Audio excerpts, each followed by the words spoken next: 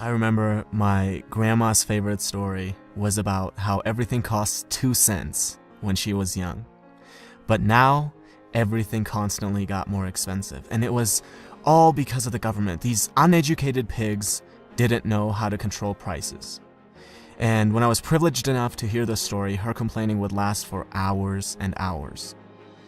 And that's exactly what reactive people do. They always focus on the things that they cannot control. It's not possible that a concept like inflation would exist, and if it did, it's impossible that they wouldn't know about it.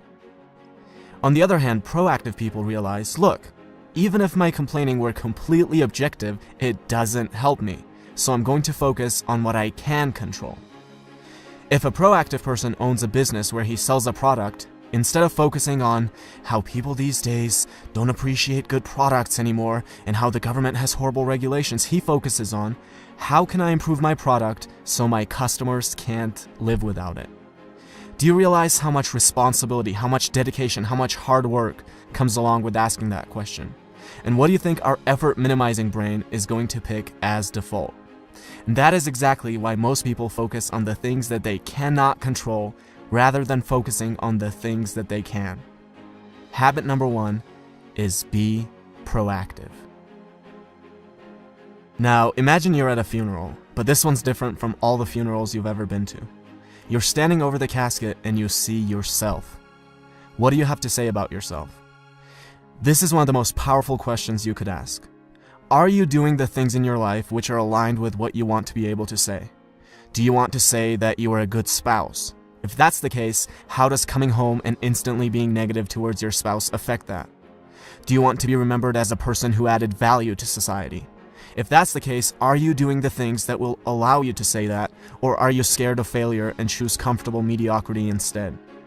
Almost every one of us will have to readjust how we live when we ask this question. Habit number 2 is begin with the end in mind. Now, if I were to ask you, what are the most important things to you? The most common answers I would get would be either your well-being or your relationships, your family, your spouse, your children. You would never ever say organizing papers or watching TV. But how many of us spend more time organizing papers and watching TV than planning our nutrition and going to the gym or cultivating a healthy family environment? There's a horrible disconnect between what we say and how we actually allocate our time. Habit number 3 is put first things first. Now, imagine you're an author and I'm an author, and we both write interesting books, and we both have access to an audience of about 100,000 people.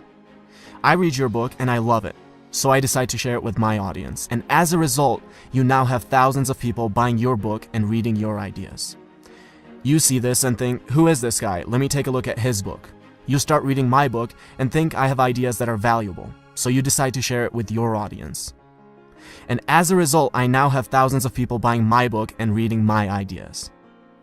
Notice how different this is from my creating a little creepy Amazon account, finding your book and leaving a bad review, hoping that this will deter a few people from buying your book, which will in turn somehow get them to buy my book. Habit number 4 is think win-win. Stop thinking of everything as a zero-sum game. For you to win, another person does not have to lose. Something I want my viewers to do is to subscribe to my channel. But you will never hear me say, well, I worked really hard, guys. I dedicated so many hours to this. Please subscribe.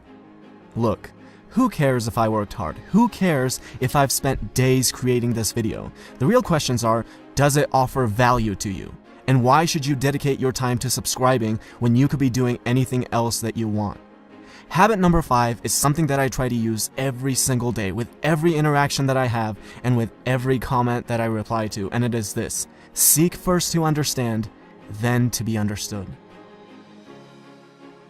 Now, imagine there are 2 people and a tree with 5 apples on it. They're both too short to reach the apples, but if one of them sits on the other's shoulders, he can reach all 5 of the apples.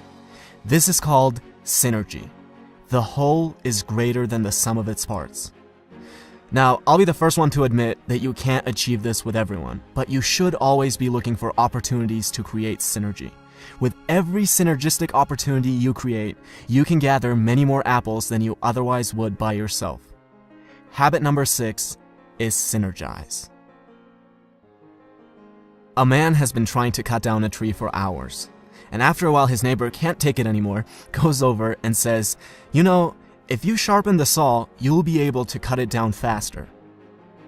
And the man replies, "But sharpening the saw is going to take time." Now, we might laugh at this story, but we do the same thing all the time. We can't find 30 minutes a day, 4 times a week, to go to the gym. Our health deteriorates to a point where we're physically incapable of being effective. We can't read a book for 15 minutes a day and mentally stimulate ourselves. No, these things take too much time. And then we have the audacity to ask for little tips and tricks on how to be effective. It's like telling your engineer, "Don't worry about the foundation, where can we get the magic bricks that will float in the air?" Habit number 7 is sharpen the saw. And these are the 7 habits of highly effective people by Stephen Covey.